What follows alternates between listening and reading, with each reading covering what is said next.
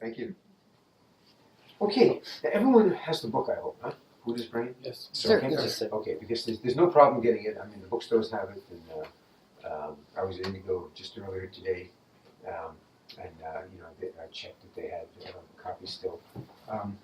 If you hadn't gotten the word before, okay, for today, I asked people to read up until page 63, and if you haven't read that far, that's fine. Just start reading it.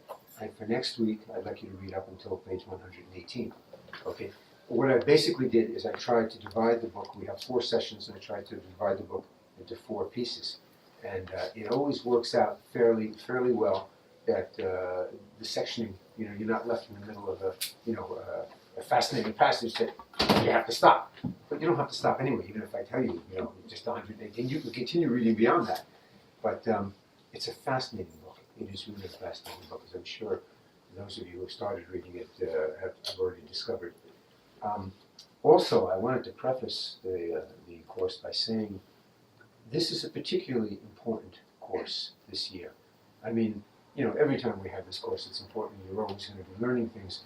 But this year, this particular book and the other books that I'm using to supplement it bring some information together which is really, really quite, not just fascinating, but important for all of our lives. And I think you'll really feel by the end of the course, and by the end of reading the book, and I'm counting on people to really read the book, that you'll find that this will really have a big impact on your life.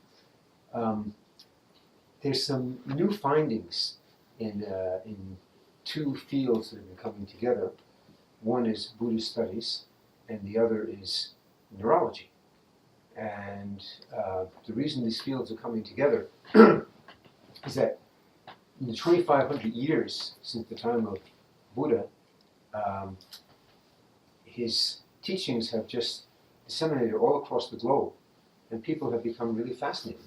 That 2,500 years ago, there lived this individual who had such incredible ideas and such incredible insights that we are just beginning to discover now in the scientific field that this isn't just intelligence, but this man was on the right track scientifically.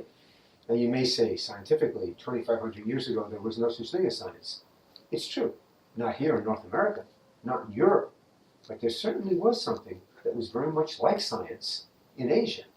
And Asia was a very advanced society at that time. And within this culture, from which the martial arts developed, science was based upon experience, which is what science is supposed to be based on.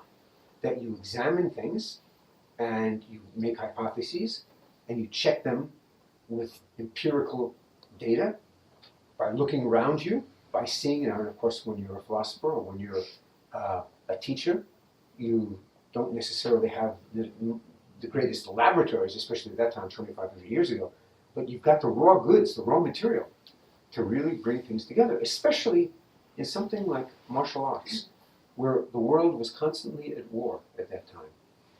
And how come some warriors lived and some warriors died?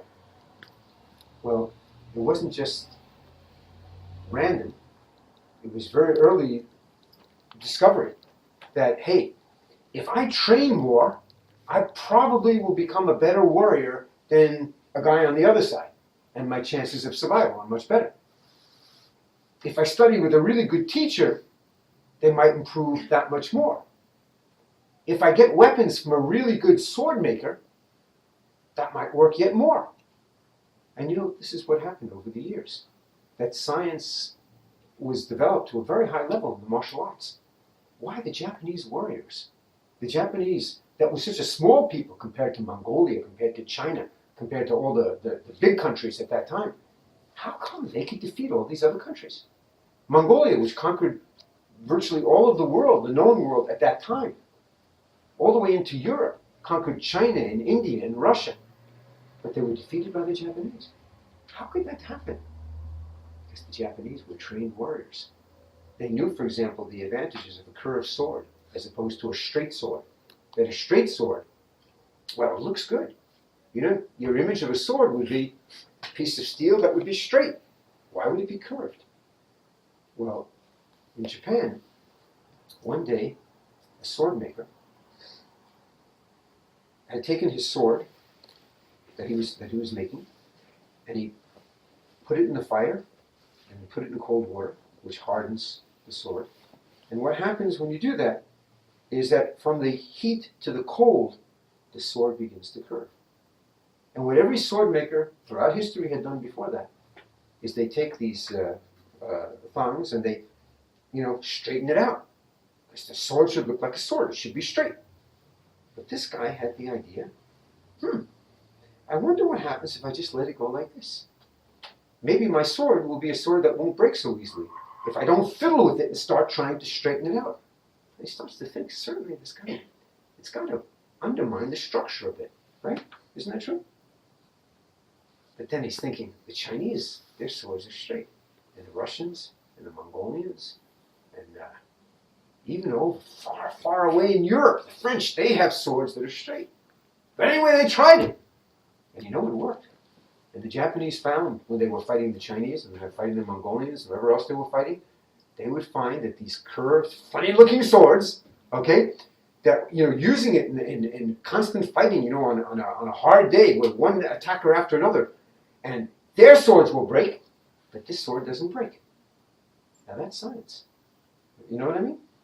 And that's something that developed in Asia, and Buddha put this science to work in questions that were very important, philosophical questions, but things that you just can't imagine. I mean, I'm not going to go into all the detail now, but I talked about in this book. And one of the things is a realization that suffering is all around us. Now, we're talking about 2,500 years ago in India. And people are poor.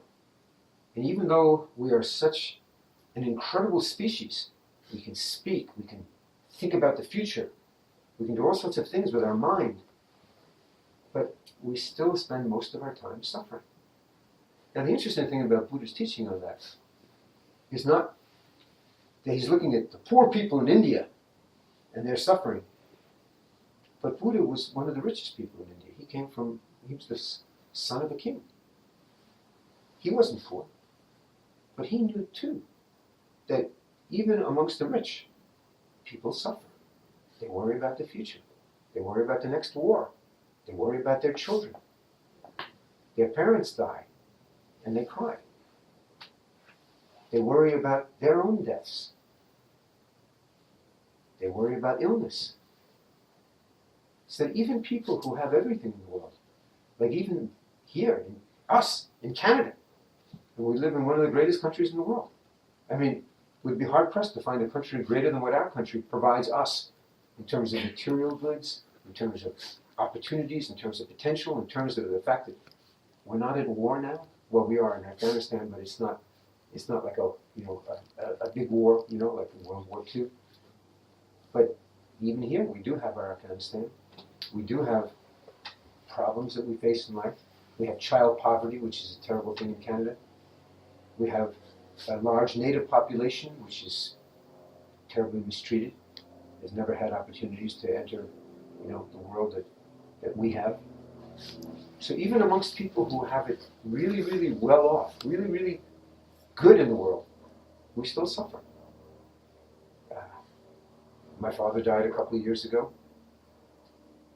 You can expect it all you want, but it's never a good feeling when people close to you die. And every time somebody near you dies, you know that your death will one day occur. And with each passing day, it's sooner rather than later. It's a reality. And the Buddha was concerned with this reality, that with all our intelligence, with all our potential, we still live life from day to day in a state of suffering, even amongst the rich. People take pills now. People constantly go to psychiatrists and marriage counselors and all sorts of things. Why shouldn't they be able to be happy? Why do they need marriage counselors? Why do they have to pop pills? Why do they have to constantly take tranquilizers? Why do they have to get themselves drunk? These are questions that the Buddha was concerned with. They had some amazing ideas, and these are the ideas we're going to be focusing in this book. So if you haven't started reading, as I say, to 63 today, but for the next class to 118, you can go further. And the book, although it's a book on neuroscience, it's really, really well written. And it's easy to read. And if you have any questions, bring up the questions to me. But I don't think you will, because I think in the course of the discussions, you'll find that it will be clarified. What we're talking about in the book. How many people have started reading the book, if I can ask? Okay. Have you found it? Have you all found it interesting? Yes, sir. I can't put it down. I mean, I just said, wow, this is really good. A couple of years ago, a book like this could never have been written. There wasn't that type of knowledge, and this has been coming one step at a time. You may remember, I think it was last year, at the I was going to say Rocky Mountain training, but at the farm training, I was talking about the plasticity of the brain. Remember that? Okay, and the new studies. In fact, that was done at the University of Toronto by one of the professors of psychiatry here at the U of T, and it was a groundbreaking book. And that was the book that sort of made possible the next step of a book like this to be written, which took it one step further. And we live in an interesting age. It's really fascinating. Okay, now, since you've read this book, okay, and I will be referring to this book, but I also want to bring in some other material that supplements the book, okay? So I think I can have confidence that everyone will be continuing to read with this book, but also, as I say, I don't think I need to read it to you, although there are some parts that's exactly what I'm going to do because I'm going to highlight some parts. But I wanted to read a couple of sections of this fascinating book called Wrapped. And this is written by a woman, Winifred Gallagher. And she's a very well-known psychologist. This is a fantastic book. Now, it's not like this book. It doesn't focus on the combination of Buddhism and neuroscience, although she does talk about that from here and there. It's a book that takes a different focus. But there's something really amazing about this book, this particular book, is that why she wrote the book. And she wrote the book because as much as she was interested in her field of psychology, it was when she discovered that she had cancer and that it was a very, very powerful form of cancer that was going to make her life miserable. And the doctors just didn't mince words in telling her. And she had to lose her hair. And she had to, all the terrible things that somebody suffering with cancer has to deal with. And she decided that instead of doing what she had been doing before, which was psychology, she's going to do more psychology, but it was going to focus on something that's going to impact on her life as a person who has cancer and who didn't want to be a cancer victim, if you know what I mean. And so she turned her attention to focus and concentration and how in the same time that she's going to write a book that will keep her occupied so she doesn't have to think about her cancer, it will also open up new worlds to her, or so she thought. And boy, did she do a great job on this. This is a really, really important book. So as I say, it's a different book. But I want to start by reading some passages from this book and explaining in a little bit more detail the importance of these passages. In the first part of the book, she talks about who we are is based upon our experience, and that our experience largely depends on the material objects and mental subjects that we choose to pay attention to or to ignore. It's not something that she pulls out of her imaginations, but it's a psychological fact. It's from her research and from all the people who are doing research in the field of neurology. Now, she's a PhD in psychology who wasn't focusing on neurology before. Okay, whereas Rick Hanson, the author of Buddha's Brain, okay, is a neurologist. He has a PhD in neuroscience, and he's working with a co-author who is a physician, and also in that same field of neuroscience. So she's approaching this from a somewhat different perspective. When you focus on a stop sign, or a sonnet, a wafted perfume, or a stock market tip, Your brain registers that target, which enables it to affect your behavior. In contrast, the things that you don't attend to, or in a sense, or these things in a sense, don't exist, at least for you. All day long, you are selectively paying attention to something, and much more often than you may suspect, you can take charge of this process to good effect. Indeed, your ability to focus on this and suppress that is the key to controlling your experience and ultimately your well-being. Isn't that interesting, that last part? It's not just the key to controlling your experience, but your well-being. Who would have thought of that? By what you think about, what you choose to focus. Because on any given day, there's a whole bunch of things we can focus on. I can focus on looking at you, or I can look at you, okay? It's a choice that we make as human beings. But that if we focus on the right things, things that will make our lives more meaningful, more happy, as opposed to things that focus on sad things, this will have a big impact on your life. Attention is commonly understood as the concentration of the mental powers in the direction or application of the mind to any object of sense or thought. Recently, however, a rare convergence of insights from both neuroscience and psychology suggests a paradigm shift in how to think about this cranial laser and its role in behavior, thoughts, feelings, and actions. Like fingers pointing to the moon, other diverse disciplines from anthropology to education, behavioral economics to family counseling, similarly suggest that the skillful management of attention is the sine qua non of the good life, and the key to improving virtually every aspect of your experience, from mood to productivity to relationships. Let me just read that again, okay?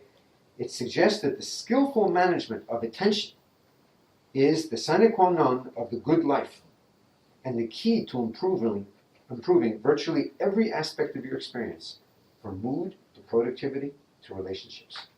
Who would have thought that 10 years ago, or 2 years ago, okay? That what you focus your attention on. Now we in the martial arts, my gosh, you've been hearing me talk about this enough, in all the years all of you have been in the dojo.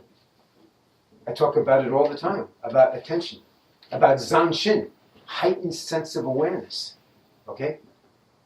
But what's so fascinating now is the neurological science behind what we're saying in the dojo. If you could look backward at your years thus far, you'd see that your life has been fashioned from what you paid attention to and what you haven't. You'd observe that of the myriad sights and sounds, thoughts and feelings that you could have focused on, you selected a relative few, which became what you confidently called reality. You'd also be struck by the fact that if you paid attention to other things, your reality and your life would be very different. Isn't that true? And that you may live with another person, your brother or sister, or your husband or wife, and they think of different things. So their reality, although maybe coincides to some extent with yours, it will never be exactly the same. It's an important thing when you get married to realize, okay, that your spouse will never have the same reality that you have, because you choose to focus on different things. That's what life is about. Problem comes in is that when one person constantly focuses on negative things, and another person focuses always on positive things, okay, that could be a problem. Unless the more positive person can sort of change the mood of that other person. Sometimes that's possible, but sometimes it doesn't happen. But we'll come back to that later. Attention has created the experience and significantly the self stored in your memory. In other words, your memory is who you've been paying attention to, what things you've been paying attention to. But looking ahead, what you focus on from this moment will create the life and person yet to be. Isn't that interesting? So it's important to see how this figures in, that at that time, the scientific world believed that it's your past that determines who you are now. It's kind of an uncomfortable feeling, isn't it? You're stuck in your past. Instead of what we look at now, that what we do determines who we are and who we will be, right? So since Sigmund Freud, psychology has mostly examined our past to explain our lives and improve our lives. If you think in terms of the present and future instead, you might encounter an intuition lurking in the back of your mind as it was in mine, as she's talking.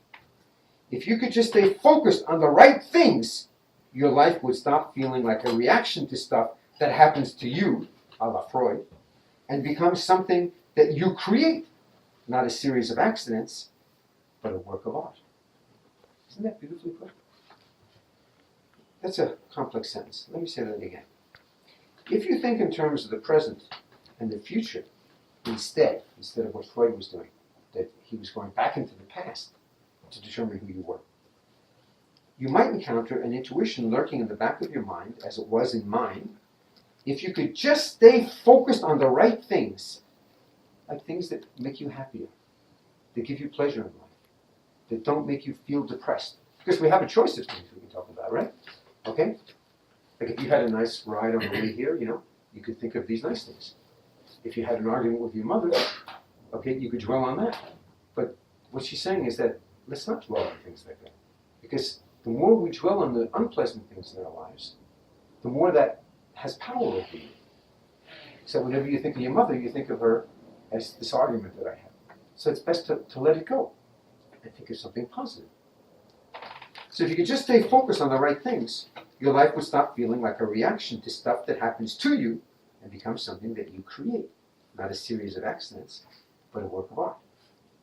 This is what martial arts is about. This is what Buddha was talking about. Now, Buddha means enlightened one. His real name was Siddhartha Gautama. But Buddha was a term that was used quite often in India, and he wasn't the only Buddha, but he is sort of the Buddha, okay? The one that became famous for his brilliant work and for his brilliant life. Now, when we talk about Buddha and what does enlightened one mean, and what does this have to do with the martial arts? Well, first of all, Buddha was, I should say before anything, for those of you who think that martial arts is developed in Japan, and we study Japanese martial arts in our dojo, but Japan, the martial arts came originally from China before it was in Japan, and then before that it came from India. So India is where martial arts developed. And as a rich prince, Buddha had studied martial arts, and he was very, very good at it, and he was known to be the champion of that district. Now, it might have helped that he was also the son of the king. So we don't really know if he was really that great in martial arts or not. It's not that any book says that, but you put two and two together. But anyway, he was known to be, a really great martial artist. So it's kind of funny that he understood things from this perspective as well. So that when we teach martial arts, which comes from Buddhism, okay? Buddha being one of the first great teachers of the martial arts, and it followed in his teachings and in his traditions. And two of the most important concepts when you study martial arts, because you're not just studying a physical art. You don't just come to the dojo and punch and kick and punch and kick. You learn philosophy behind that. And we may be the only dojo in the world that still teaches philosophy as part of the curriculum, that you can't get a black belt just on the fact that you can do a good punch and kick, that you have to understand things that run deep, and that it requires study as well as training, and that the two are one and the same, really. But that's what real martial arts was about. And in Japan, and in India before that, and in China, that's the way martial arts was taught. And you may talk to friends and say, hey, did you have to take a course to get your brown belt? What, are you kidding? We don't have to think in karate, we just punch and kick. And try and hope that we don't get punched and kicked, But in reality, martial arts is about understanding. And that means knowing concepts such as munokokoro. Munokokoro in English, mind without conscious thought. Mind which becomes so fast, so focused, that we don't have to consciously think. Like when we learn a kata so well, like white belts learn Taikyoku Shodan, and a week later they want to learn a new kata, okay? And it's very hard to explain to them, you need to practice Taikyoku Shodan. But I know it! Yes, they know it up here, but can they actually do it the way it needs to be done without even thinking about it, okay? Like a great pianist playing the piano, not like me playing the piano. That's a very nice piano there, but I never play. I have no talent in playing the piano, but it's important to realize that in order to be great at anything, your mind has to be able to do things spontaneously. And to learn that concept takes 5 minutes. But to be able to do it, to be able to make that happen in your mind. But of course, that's what's brilliant about the book here, is the more we think about it, the more it becomes possible. The more we focus on what we can do, on optimism, on good thoughts, on feeling that, yes, I will get my black belt one day. I'm sure you didn't think that the first day in the dojo, right? Yes, sir. And now you're coming so close to it, okay? I mean, it's something that as you get better and better at it, it becomes more and more automatic, that you begin to feel, I can do this without even thinking. And that's what life should be about, that you can do things spontaneously. When I was a child, growing up in Far Rockaway, on the Atlantic Ocean, I used to be at the beach every day, even in winter. I used to go to the beach. I was about a 10-15 minute walk from the beach. And from the time I was 4 years old, my mother used to take me to the beach every day in the spring and summer so I can do my swimming. And I think as every Rockaway boy, we'd all talk about in school when we had bad dreams. And guess what we would dream about in Rockaway? What would you dream about if you lived in Rockaway and you lived on the beach and you were constantly swimming? Sharks. Yeah, exactly. How did you pick that up right away? But that's what we all used to dream about. And one day when I was in high school, a group of us decided, I wonder what Freud would say about that. Well, we looked it up. You know, it wasn't too good. It really wasn't too good. Like, we're looking at each other and saying, wow, you mean we're that depraved, we're that sick? Oh my gosh, you know. And it was something to worry about. Not the sharks anymore, but, you know, because, you know, the sharks were there. You know, I mean, every once in a while, we'd come to the beach, and the beach would be closed, and there'd be police, different, spread out across the beach to stop people from going into the water. And sometimes you could see the fins sticking out of the water. I mean, they were there. Most days, the police weren't there, and you can go swimming, and, it was safe. But you know they were there anyway, It's just that they didn't see them that day in time. But it was something real to worry about. And, we all did throughout high school. And even when I got to university, I would periodically have a dream about sharks.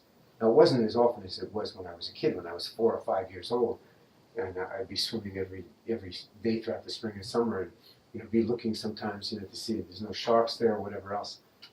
But when I started doing karate, an interesting thing happened. And one night I went to sleep, and I had that recurring dream that happens every so often about a shark coming at me. And this is the weirdest thing. I'm fast asleep, and the shark is coming at me just like before, and I'm scared, and he comes closer, and bam! I punch him in the head, okay? And he moves away. And I wake up. I'm thinking, wow, that was great. That's the first time that ever happened, And, it just changed my life, overnight.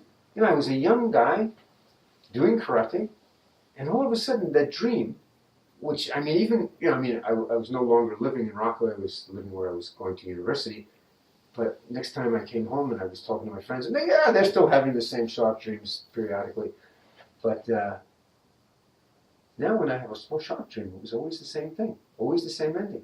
The shark would come up to me, and I'd kick him or punch him or elbow him, but I always won, And that was, it's really interesting, because again, it's part of this thing, that it's not Freud's idea of what a shark means, or what it means when you're dreaming of a shark. It's rather what the shark is doing to you and how you're relating to it in your life. That as a karateka, all of a sudden, my relating to the shark was no longer one of fear, but one of somebody who can do something. And that was a very incredible feeling, a very empowering feeling. And to say that made me more committed than ever before to karate is an understatement. I mean, this is way before these books were published. I began to look upon karate as being able to do incredible things. That this dream that I've been having since I was 4 years old, and now I'm a teenager, I'm in university, and the shark comes, and I kick the shark. I never thought of that before. You know, you can actually kick a shark or punch a shark, you know? I mean, whether it can happen in reality, that doesn't matter. I mean, the point is that if you can change your dreams, it gives you a lot of power over your life, right? And that's a big thing of what karate is about. Okay, let's go a little bit further. This is her talking, okay? My interest in attention goes back to childhood, when I ran the usual experiments on its effects on behavior. I saw that by focusing on one thing, you could ignore another, right? You know, like ignoring the argument you had with your mother and focusing on something good that happened with your mother, you know? The time you went to karate, and on the way there, she stopped and kept you an ice cream cone. If you concentrated on some enjoyable activity, you could make time simultaneously race and stand still. Staying focused on a goal over time might not guarantee you'd achieve it, but it was a crucial step in that direction. Isn't that true? Isn't that interesting? Staying focused on a goal over time might not guarantee you'd achieve it, but was a crucial step in staying in that direction. In other words, by concentrating on the positive aspect of what your life is about, you can make a big difference in making it happen the way you want it to. In midlife, an attention experiment of a different magnitude set me on the path that led to this book.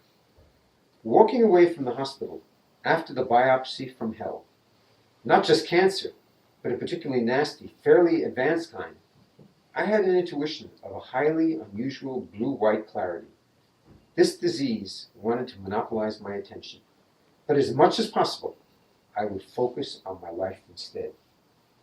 What do you think? Is that positive? Yeah, doesn't that take amazing courage, you know, to say, I'm not going to focus on this, okay? I'm going to focus on my life instead. As Samuel Johnson observed, the prospect of hanging wonderfully concentrates the mind. William James had a really nice role in this book here at the beginning. My experience is what I agreed to attend to.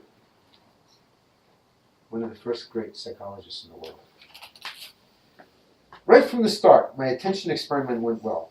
For many months of chemo, surgery, more chemo, and daily radiation, I mostly stayed focused on taking care of business in the present. Suddenly, all I could count on, and on the things that matter most and make me feel the best.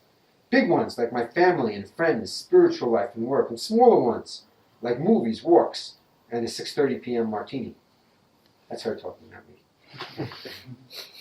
As a result, I spent very little time and energy on the past or future, or on the suddenly very many things that seemed unimportant or negative. I began to relish corny admonitions to have a good day, and my husband started referring to our house as Harmonia. That's one way to bring harmony to a house, huh? That's not to say that cancer was the proverbial best thing that ever happened to me, or that I'm glad I had it. It wasn't the best thing that ever happened to me, and I'm not glad I had it. Nor was my focusing strategy 100% effective. There are moments in life when someone hands you a pink slip, or somebody can't find your good chemo vein, when you just can't immediately shift your attention to what to have for dinner, much less to the music of the spheres. Then too, stimuli that you don't consciously focus on, such as a scowling face in the crowd or an unpleasant noise, can sometimes sneak into your brain and influence your behavior. But you can keep it a very weak influence. Nevertheless, through a long, grueling ordeal, I cleaved to the principle that your life is the creation of what you focus on and what you don't. Whenever possible, I looked towards whatever seemed meaningful, productive, or energizing, and away from the destructive or dispiriting. I found that I can pretty much carry on with business as usual and stay in pretty good spirits too. No doubt partly because I was really present in the moment we shared. Kind people appeared to enjoy my seemingly bald-headed company. Although that year was not my easiest, neither was it the hardest. It certainly was my most focused. Isn't that interesting? Okay, it wasn't my easiest, neither was it the hardest. Not many people could do something like that, can accomplish something like that. But it's really something to show what the power of the mind is capable of, and how it doesn't have to be something of a psychology of the past, right? But a psychology of the present ruling the future. What is attention exactly? What happens in your brain when you focus on something? Does the same process apply to thoughts and feelings as to sights and sounds? How does your characteristic way of focusing affect who you are? Why do certain things grab your attention? How come bad stuff like the sight of a car crash is more riveting than good stuff, like pretty scenery or a direct compliment? Is the difference between common glitches such as mind wandering and serious problems such as ADHD one of quantity or quality? How do you pay attention to something over long periods of time, as you do to your career or health? After some reporting in pursuit of answers, I learned that attention is now a hot subject in both neuroscience and behavioral research, which increasingly reveals its importance to functions from the simplest learning to Homo sapiens' distinctive search for meaning. I found that my small-scale experiment simply illustrates what a tremendous amount of eclectic science proves. You cannot always be happy, but you can almost always be focused, which is the next best thing. As the poet says in Beowulf, every life has more than enough sadness and more than enough joy. By skillfully managing your attention, you're able to experience both in a balanced way and stay oriented in a positive, productive direction. John Milton might have been thinking of the power of focus when he wrote, "The mind is its own place, and in itself can make a heaven of hell or a hell of heaven." Isn't that an amazing sentence? Let me quote that again. John Milton, one of the greatest English poets in history, might have been thinking of the power of focus when he wrote, "The mind is its own place, and in itself can make a heaven of hell or a hell of heaven." Just to summarize a couple of the things that I've been talking about here. The basic thing to remember is that we have power, more power than probably we ever thought possible, over ourselves and our futures. And it's a power that rests within our mind. One of the great things about martial arts is that because we're all in it together, we can help each other in that regard. By being in a dojo where other people are training seriously, and you've all heard me talk about that there's many dojos where there's many serious people, but the atmosphere in the dojo, the environment in the dojo, isn't necessarily one of building that power that we're talking about here. Do you know what I mean? Huh? Okay, so that the atmosphere, the environment, has to be something that we all work to create. If there's one person who comes to the dojo weak, uncertain, not concentrating, not focused, no ki-ai, it has an impact on the dojo. It does, believe me. I've been there for 40 years, okay? It has an impact on the dojo. There should never be one person for one day even that comes to the dojo with any sense of negativity or any sense that I can't concentrate tonight. If you can't concentrate tonight, I don't want to say you shouldn't be in the dojo. What I'd rather say is that if you can't concentrate tonight, then when you get to the dojo and you see that, then you don't enter yet. You don't cross that threshold until you know, my mind is ready to focus. Because martial arts is about focus. Okay? That's the way it has to be. And I cannot accept anything less of myself. And I can have the power over myself to focus. Especially since I'm here with all these other people who their power is helping me. Right? Okay? Because, in all honesty, we all have days like that sometimes. Isn't that true? You know? Sure. Yes. I mean, sometimes, me. I'm always excited about getting to the dojo. I'm always happy about getting to the dojo. But I'm pretty happy anyway.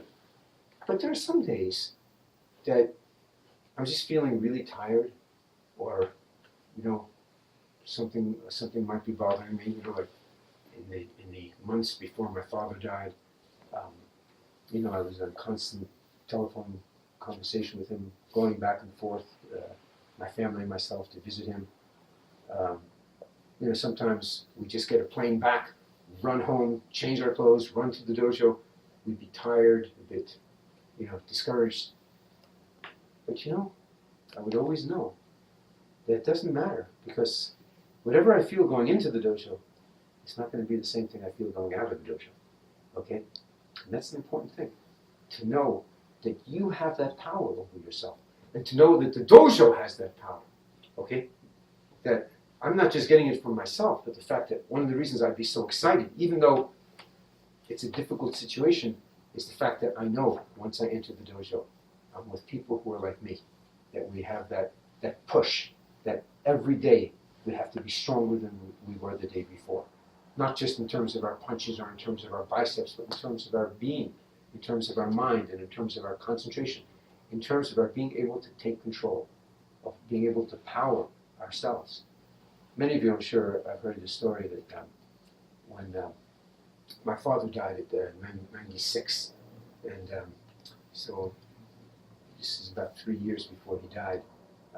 He was first taken to the hospital, so that this was the first sign that things were beginning to go down. Up until then, he was pretty remarkable, 93-year-old. But I had to grab a plane quickly to make it to the hospital in Washington, outside of Washington, D.C. And I ran into my father's hospital room, and my sister was there, and my brother-in-law, and my father was all excited every time, I came in, he'd say, "Hey, you're here, great!" And, we hugged, and we started talking for a couple of minutes, and he looks at me and he says, "Do tenokata." And I hate it when that happens, like in a setting like this, I say, "Dad, it's kind of hard to do tenokata in the hospital. There's all this equipment and everything, and that's all right, work around the equipment, And he says to my brother-in-law, "Hey, help him move some of the stuff, so, like this, the intravenous is moved out of the way, so we can have enough space to do it. Everyone's chair has to move back, I'm saying, I don't think this is going to work, because you'll want to see the kid. Of course! I don't think they're going to like that in the hospital. They'll like it, don't worry about it, Okay. You can't say no to, a situation like that, huh?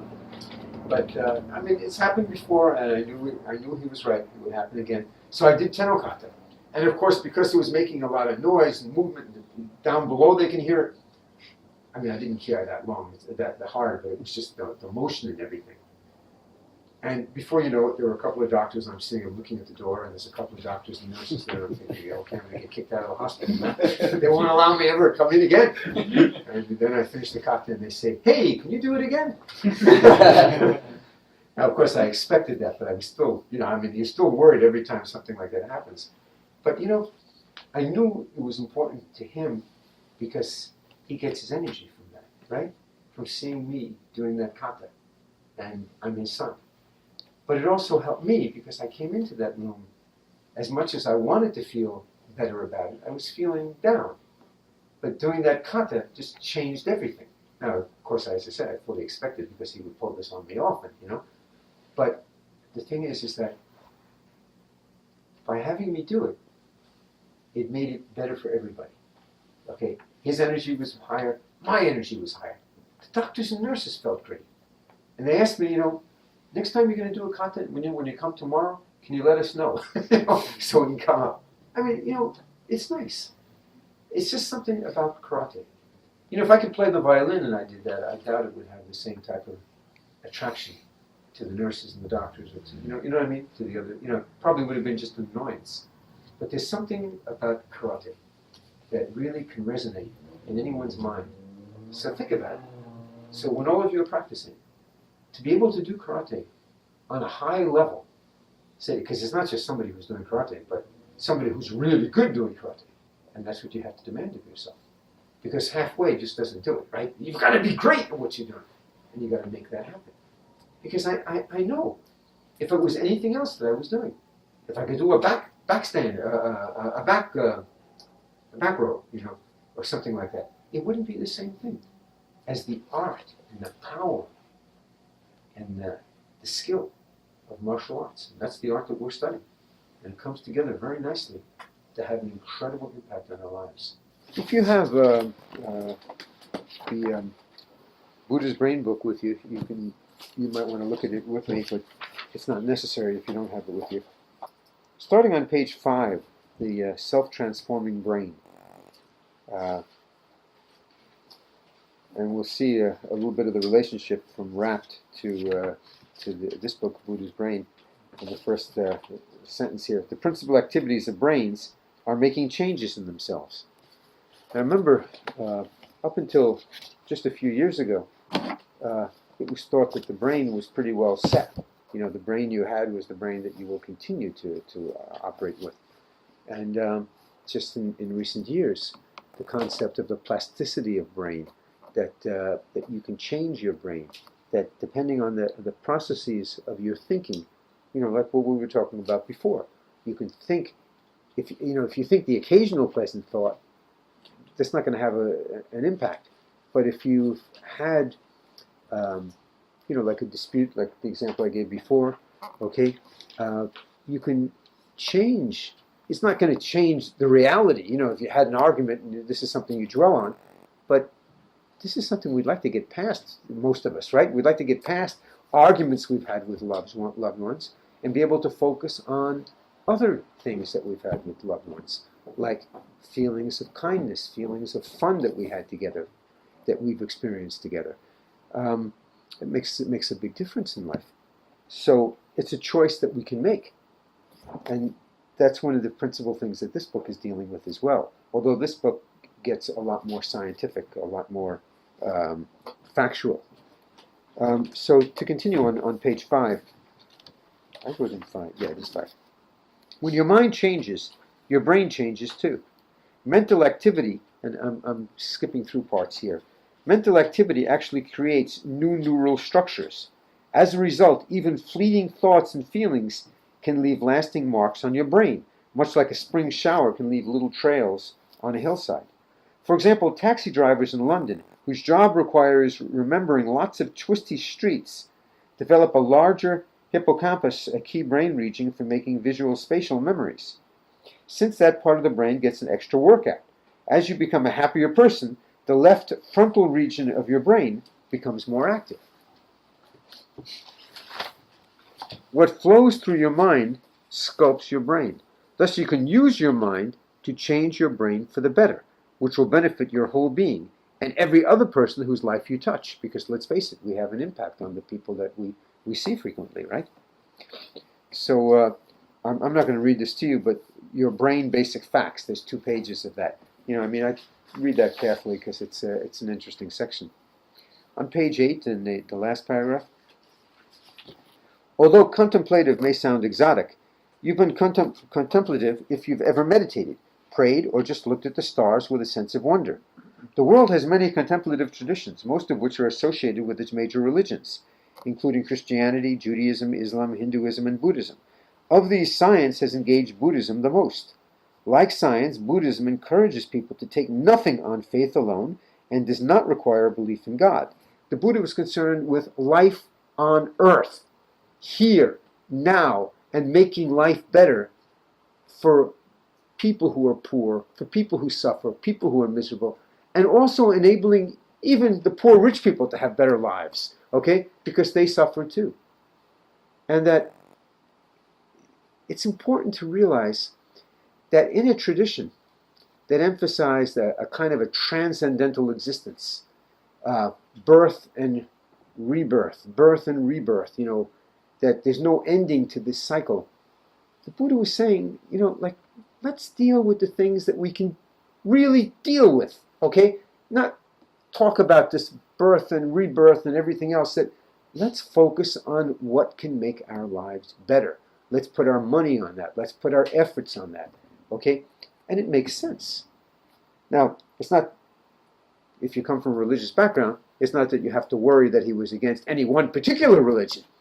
But it's not that he was against anything, but he just felt that this is time and resources that are not being put to what they should be put on, okay? Which is making the world a better place. Which, in the real meaning of religion, that's what every religion should be about. But sometimes things get off the track. But Buddha really tried to keep his mind on track. And that's what was so remarkable about him. And he was flexible in the way he was able to do that. So he was a man who was incredibly disciplined, but he can be incredibly flexible. For example, when he first left the palace to become a wandering ascetic, he tried to go without food. Because that's what ascetics do, right? But he realized that it's very hard to think when you're going without food, right? Maybe I can accomplish more for my life and my life to be able to help other people's lives if I ate more, so that I don't have to be thinking about food all the time. So he stopped being a wandering ascetic. He was really amazing. One of the things, I mean, I could talk about this forever and ever, but one of the things that is the most interesting about him being way ahead of his time is that, like our contemporary society, ancient India had prisons. And the Buddha worked hard to change the structure of the prisons, saying that it makes no sense to punish people by putting them in prison when the fact is that almost overwhelmingly most of the people in prison are there because they're poor. If we help them out of poverty, we won't need prisons, and we'll all be richer for that. Now, of course, this is something we know of.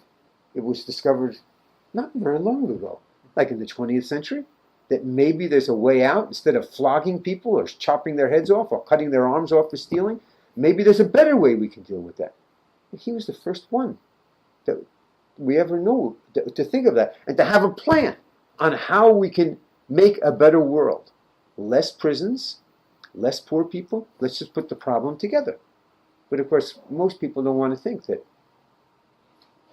that's right, most people who end up in prison are poor.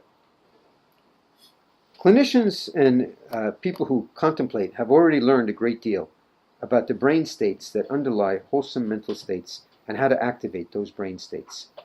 These important discoveries give you a great ability to influence your own mind. You can use that ability to reduce any distress or dysfunction, increase well-being, and support spiritual practice.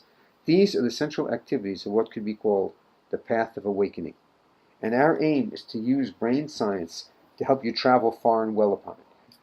No book can give you the brain of a Buddha, but by better understanding the mind and brain of people who have gone a long way down this path, you can develop more of the joyful, caring, and insightful qualities within your own mind and brain as well.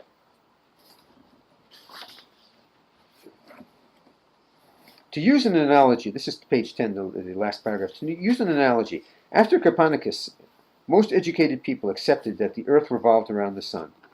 But no one knew how that actually happened. Roughly 150 years later, Isaac Newton developed the laws of gravity, which began to explain how the earth went around the sun. Then, after 200 more years, Einstein refined Newton's explanations through the theory of general relativity. It could be 350 years and maybe longer before we completely understand the relationship between the brain and the mind. But meanwhile, a reasonable working hypothesis is that the mind is what the brain does. To be sure, the methods we have now will not replace traditional spiritual practices. You don't need an EEG or PhD in neuroscience to observe your experience and the world and become a happier and kinder person. But understanding how to affect your own brain can be very helpful, especially for people who do not have time for intensive practice, such as the 24/7 grinding and polishing of monastic life.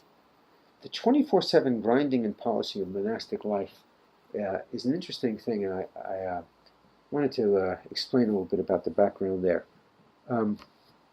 There's two main schools of Buddhism, the Soto and the Rinzai. And I should say of Japanese Buddhism. There are many, many more schools, other schools of Buddhism. And Buddhism, like Christianity, like Judaism, like Islam, has many, many different approaches to it. And for example, Tibetan Buddhism is very different than Japanese Rinzai Buddhism. Now, it's not to say that they have nothing in common, but they are very different. So don't expect the Dalai Lama to do a kata, okay? It's not part of the tradition of Tibetan Buddhism. And Rinzai and Soto, which are the two main traditions of Japanese Buddhism, although they're both Japanese, they're still very different.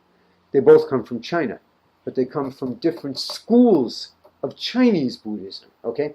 So it can get confusing.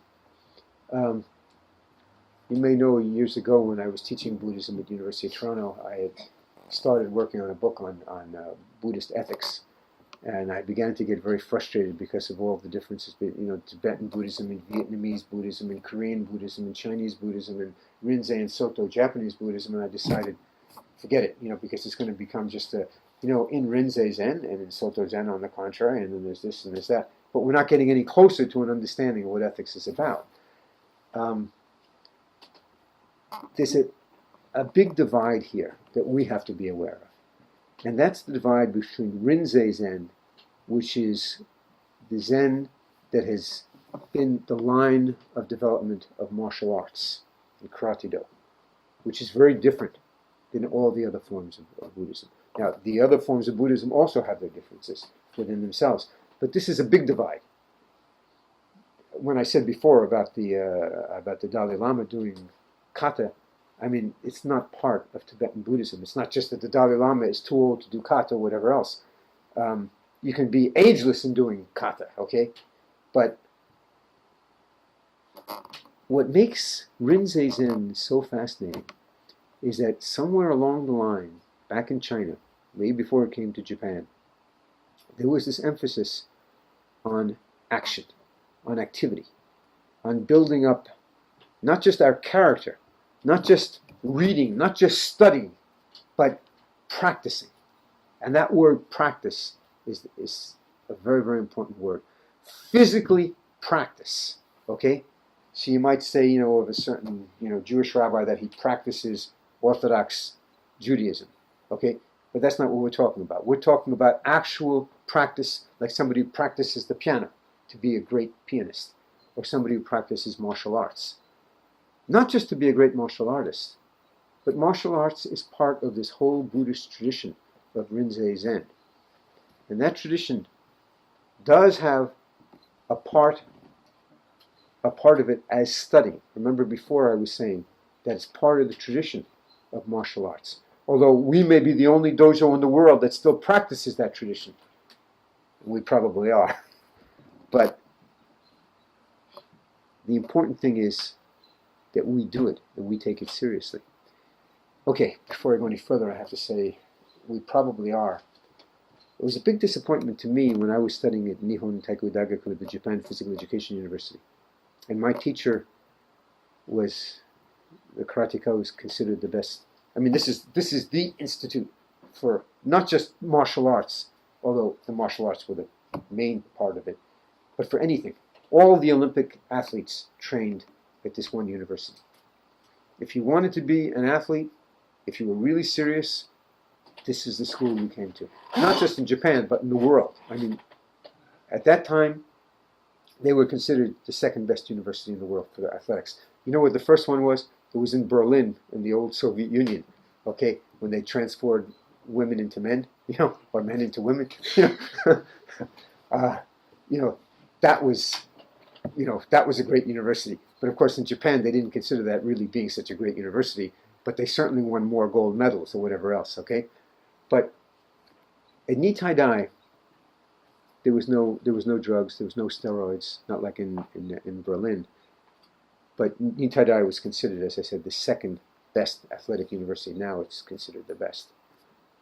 And one time in conversation with my teacher, Michihara, and I asked him, all of your students come, they're all Japanese. I'm the only, well, there was one other foreigner, he was German.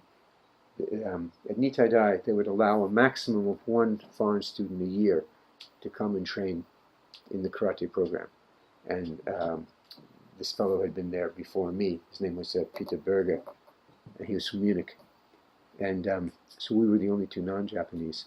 But everyone else was from a Japanese background. And I asked him, do you ever give courses to your students on the tradition and the philosophy of the martial arts? And he looked at me and he said, I used to, but the administration of the school felt that I should put all the emphasis on the fact that we have to be the best karateka, which meant on a physical level. There was no attention paid whatsoever to philosophy. No studying of Buddhism, no studying of the tie-in of martial arts being part of Rinzai Zen, its roots in China, how it goes back to the Shaolin Temple, how it goes back to Daruma in the 6th century, who brought Indian Buddhism to China, and with it martial arts. None of this was there. And it was a big disappointment to me. And I remember this conversation so vividly. It was, I mean, he was so fantastic, and I felt that, you know, he was a resource that was not being used. You know, I mean, he was teaching the physical level of karate, but he had so much more within him. I mean, I knew that because he was so good in his karate. As only somebody who understood karate, right? Who understood deeper than just the punches and the kicks. Whereas the reason I asked the question in the first place is that the Japanese karateka, they were great. You know, I mean, no complaints on that part, and their punches and kicks and everything else, physical. But their understanding of anything, if I would ask them, you know, like, engage in a conversation about Rinzai Buddhism, they'd look at me as if I was talking from a different planet. So I was very saddened by that. So I say seriously, we may be the only dojo left in the world, but we will never stop this tradition that as long as the Toronto Academy exists, philosophy and understanding the background of martial arts and Buddhism is an important part of this. A part of Soto Buddhism, of Rinzai Buddhism, is that we train, we build the muscle, we develop our strength. Because an important part of Rinzai Buddhism is that if something happens that is really serious, if there's a fire, if there's an explosion, if there's an invasion, we need real karateka. We need people who will never be defeated. That's an ethic. It's part of what martial arts is about. The training involves study, but it involves also being strong, being ready, understanding that the very word samurai means one who serves, one who helps others. And that word samurai comes from a tradition that in order to help other people, we have to be strong. A weak person cannot help other people. A weak person cannot be a model for the children of today. A person who must be strong is the one that we need as leaders. And that's what martial arts is about. It's about understanding, but it's also about always being ready for whatever comes your way. Now, I'm sure all of you have either read in my book Samurai Spirit or have heard me recount the story, for example, of Butsugai. Okay, you remember the story of Butsugai, yeah? Okay, that's an important story in martial arts, okay? About a town that was overtaken by a gang that the people had to submit. There was nothing else. Whenever I tell that story, I always think about the types of things that are happening in Canada with motorcycle gangs overtaking towns, villages, even cities. And how sad that is, you know? I mean, when something like that happens, it's really hard to be able to deal with that. That's where the samurai came in. And of course, in this story, this beautiful story, is about a gang that takes over hundreds of years ago the town of Kyoto, which at that time was not a city, and how the monastery on the mountaintop was a Rinzai monastery. And it's a good thing it was a Rinzai monastery, because when they needed people to save the town, the Soto monks in their robes and in their books, with their books and everything, would be of very little assistance there. It's not an either-or thing, but the 24/7 grinding and polishing refers to a big debate within Buddhism about the Soto-type philosophy that you grind and polish, you sort of refine your thinking, your intellect, the books that you read, you know, that you're always polishing and grinding. Whereas the Rinzai Zen looks down upon that type of tradition.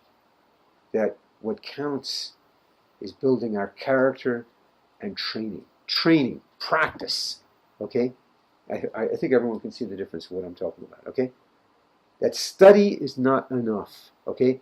That we have to have a physical aspect of ourselves in the real world, because the real world demands strength as well as kindness. Does everyone understand the difference between the Rinzai and the Soto? Okay, I'm having to give very, very brief. I mean, there's a lot more depth to this than what I can talk about in these few minutes. And personally, I don't think you'd be interested. Okay, and neither am I interested in having to write my notes out for something that really is, unimportant for us now in the 21st century. Okay, this is something that comes way back. When I was in Japan, I was very, very fortunate because I came to Japan and they didn't expect much because I was not Japanese. To be at Nitai Dai, you have to be one of the top black belts in the country. So it's very, very hard to get in. And they would only let one foreigner a year because they didn't want too many foreigners because it would dilute the quality of the program. So frankly, I never thought I would ever get in. It was too much of a dream, right? But it happened. And I was accepted into the program. I always trained hard, but I never trained harder than when I was in Japan because I knew what would be demanded of me. And it was an incredible experience. And I really loved the opportunity to be in such an environment like that, although it was harder than you can ever imagine. But one of the nice things about that is that it forces you to be your best. And you have a chance to sort of find out what you can do when you're pushed to your limits, because they would really push you to the limits. And some people, it went beyond the limits and they got seriously hurt. That's the problem when you're working in a program like this. It's an important thing to realize how important it is that an institution like that existed. When I came back from Japan and came here, I know a lot of people were asking me, why can't we have our dojo like that? Since you've been in a place like that. Believe me, you wouldn't want it. You wouldn't want it to be like that. First of all, you have no freedom. You're there when Sensei tells you to be there, because karate is your life. You don't say to him, Sensei, I have a date tonight. I can't be there. I mean, you can do what you want, but you'll never be allowed back in the dojo again. This is for people who are committed to the highest degree. And some of you may have heard me say that if a student wanted to get married, he would not be able to marry without the permission of Sensei. Sensei would want to see his fiancée first, okay, and be assured, by his own experience that this was this was right. I think it's important to understand our dojo is better the way it is, because number one, we all stay healthy. You wouldn't believe how many injuries and how serious the injuries were in Japan. It was a risk I had decided to take. It was something I really wanted to do, and I'll never regret it. But our dojo, we train on a level that we don't want to get hurt, and we don't want to hurt other people. And I trust that everyone shares in that type of training. That's what we're all about here. Okay, now let me just take a couple more minutes to because I wanted to deal with a couple of issues here.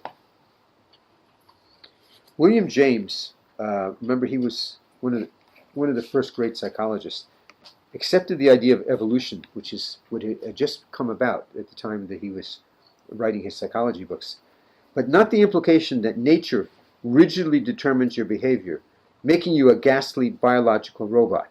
As he wrote, the whole sting and excitement of our voluntary life depends on our sense that in it things are really being decided from one moment to another, and that it is not the dull rattling off of a chain that was forged innumerable years ago. Now I want to read this again, because remember before there was a criticism of Freud, okay? This is a criticism of Darwin, and I agree with him on this criticism. And maybe many of you in this room who have had the opportunity to study Darwin, also, as much as you like the idea of evolution, are sometimes a little bit troubled by the way it's presented by overzealous scientists who are always thinking in terms, okay, so that's why men are aggressive. You see, they're aggressive because they were the hunters. These kind of simplistic approaches, which is way beyond what Darwin himself would have said. Where it becomes a kind of a rigid science which is what this book is against. So, James accepted evolution, but not the implication that nature rigidly determines your behavior, making you a ghastly biological robot. You see, because the approach now that we understand is that we have power over the way we can do things. It's too simplistic to say that men are always more aggressive because their brain is wired to that, because zillions of years ago we were the hunters and the women were the gatherers. We know there's enough diversity in this type of existence going back zillions of years ago that isn't necessarily the whole story. As William James wrote, the whole sting and excitement of our voluntary life depends on our sense that in it things are really being decided from one moment to another by our own thoughts, right? Okay, isn't that true? Okay? And that it is not the dull rattling off of a chain that was forged innumerable years ago. This conviction underlies many of his best maxims, William James' best maxims, such as, the greatest weapon against stress is our ability to choose one thought over another. Think about that the next time you're under stress for some reason. Okay? The greatest weapon against stress is our ability to choose one thought, which positive, over another thought, which will make you more depressed. It's your choice. Okay, thank you very much.